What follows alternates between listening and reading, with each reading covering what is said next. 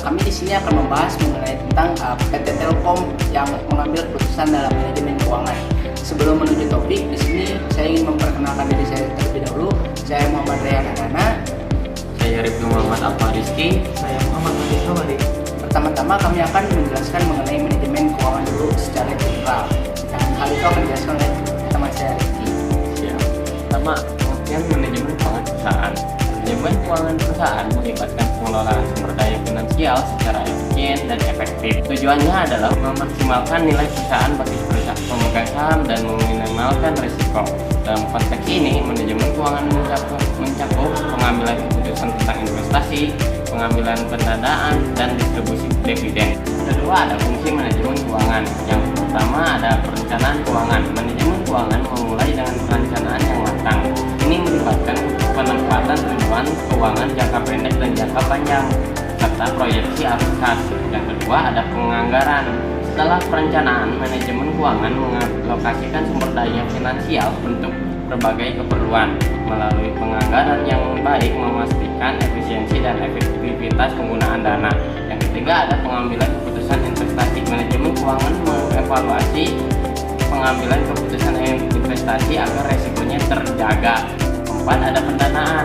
Manajemen keuangan memutuskan sumber pendanaan yang optimal, apakah melalui utang, ekuitas, atau kombinasi keduanya. Keputusan ini mempengaruhi struktur modal perusahaan. Dan yang kelima ada manajemen modal kerja. Efisiensi dalam pengelolaan aset lancar dan kewajiban lancar sangat penting. Manajemen modal kerja memastikan likuiditas yang cukup untuk operasional sehari-hari. Yang keenam ada manajemen risiko. Fungsi manajemen risiko ini adalah untuk mengidentifikasi, mengevaluasi, dan pengelolaan risiko finansial menjadi bagian integral dari manajemen keuangan. Hedging, diversifikasi, dan asuransi adalah strategi yang digunakan. Sekian. Halo, di sini saya akan menjelaskan profil singkat PT Telkom Indonesia. PT Telkom Indonesia adalah badan usaha milik negara yang bergerak di bidang jasa layanan, teknologi informasi dan komunikasi atau TIK, dan jaringan telekomunikasi di Indonesia. Pemegang saham Atos Telkom adalah pemerintah Republik Indonesia sebesar 52,09%, sedangkan 47,91% sisanya dikuasai oleh publik. Saham Telkom diperdagangkan di Bursa Efek Indonesia dengan kode TLKM dan di New York Stock Exchange dengan kode TLK. Dalam upaya bertransformasi menjadi Digital Telecommunication Company, Telkom Group mengimplementasikan strategi bisnis dan operasional yang berorientasi kepada pelanggan atau customer oriented. Transformasi tersebut akan membuat organisasi Telkom Group menjadi lebih lean atau ramping dan agile atau lincah dalam beradaptasi dengan perubahan industri telekomunikasi yang berlangsung sangat cepat. Organisasi yang baru juga diharapkan dapat meningkatkan efisiensi dan efektivitas saham menciptakan customer experience yang berkualitas. Kegiatan usaha Telkom Group bertumbuh dan berubah seiring dengan perkembangan teknologi, informasi dan digitalisasi, namun masih dalam koridor industri telekomunikasi dan informasi. Hal ini terlihat dari lini bisnis yang terus berkembang melengkapi dari legacy yang sudah ada sebelumnya. Telkom mulai saat ini membagi bisnis di tiga bisnis digital business domain. Yang pertama adalah digital connectivity, cyber to the X, software defined networking, dan network function virtualization. Yang kedua ada digital platform seperti data center, cloud, internet of things, dan big data atau artificial intelligence dan lainnya. Yang ketiga ada digital services seperti enterprise dan consumer. Purpose, visi, dan misi PT Telkom untuk menjalankan misi digital, mendukung digitalisasi nasional, dan untuk menginternalisasi agenda transformasi, maka Telkom telah memegankan kembali purpose, visi, dan misinya.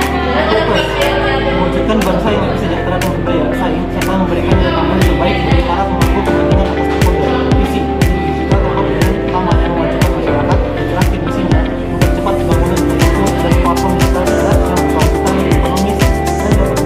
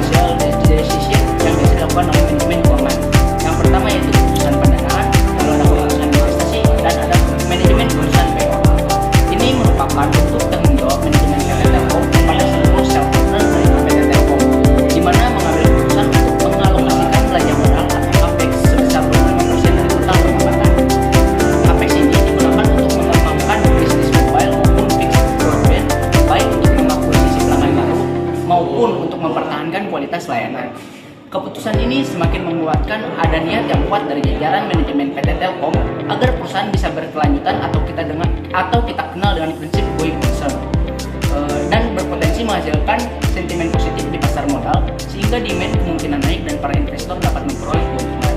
Salah satunya adalah lewat capital gain atau keuntungan dari selisih harga beli dan jual dari saham PT Telkom. Sekarang kita ada contoh kasus kedua yang diambil dari manajemen keuangan PT Telkom, di mana berdasarkan berita tadi, pengambilan keputusan manajemen PT Telkom ini menimbulkan banyak pertanyaan dari berbagai pihak, terutama investornya. Bagaimana bisa sebuah perusahaan Telkom menginvestasikan dananya di perusahaan yang secara keuangan belum bisa menghasilkan apa?